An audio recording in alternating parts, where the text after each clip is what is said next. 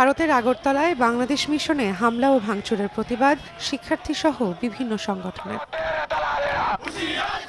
মঙ্গলবার দুপুরে ফার্মগেটের আশপাশের কয়েকটি প্রতিষ্ঠানের শিক্ষার্থীরা বের করেন মিছিল। হামলার নিন্দা ও বিচারের দাবিতে স্লোগান দেন বিক্ষুব্ধরা।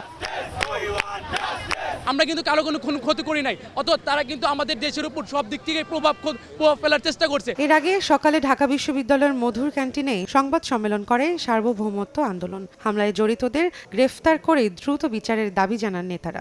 সেই দিন আর নাই যে ভারত যা বলবে আর আমরা তার দাবিদারি করব।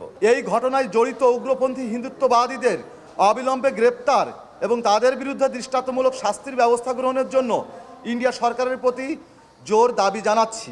উগ্রবাদীদের রুখতে কলকাতায় শান্তিরক্ষী বাহিনী মোতায়েনের আহ্বান জানান গণ অধিকার পরিষদের সাধারণ সম্পাদক রাশেদ খান।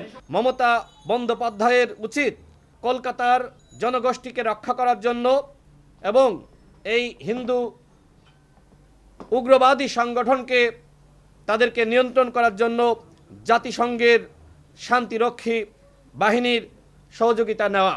এই ঘটনায় তীব্র নিন্দা জানিয়ে ভারত থেকে বাংলাদেশ মিশনের কর্মকর্তাদের দ্রুত ফিরিয়ে আনার দাবি জানান গণ অধিকার পরিষদের আরেক অংশের নেতারা। ভারতকে ক্ষমা চাইতে হবে।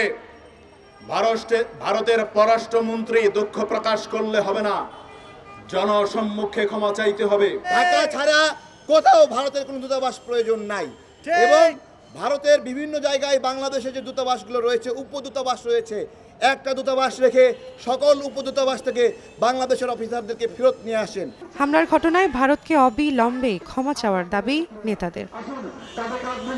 রৌনক নিয়ন্তা, সময় সংবাদ, ঢাকা।